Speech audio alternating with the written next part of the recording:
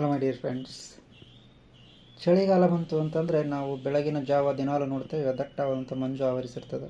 ನಗರ ಪ್ರದೇಶಗಳಲ್ಲಂತೂ ಅತಿ ಹೆಚ್ಚಾಗಿ ಮಂಜು ಆವರಿಸೋದನ್ನು ನೋಡ್ತೇವೆ. ಇದರಿಂದ ಆಗುವಂಥ ಅನಾನುಕೂಲ ಒಂದು ಅಥವಾ ಎರಡಲ್ಲ.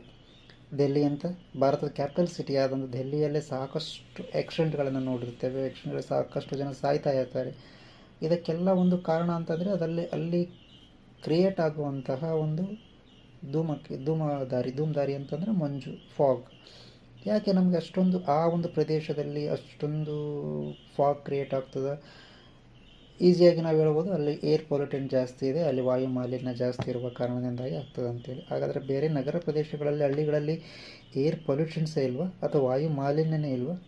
ಹಾಗಾದರೆ ವಾಯು ಮಾಲಿನ್ಯಕ್ಕೂ ಫಾಗಿಗೂ ಏನು ಸಂಬಂಧ? ಯಾವ ರೀತಿಯಾಗಿ ನಮಗೆ ವಾಯು ಮಾಲಿನ್ಯದೊಂದಿಗೆ ಫಾಗ್ ಕ್ರಿಯೇಟ್ ಆಗ್ತದೆ?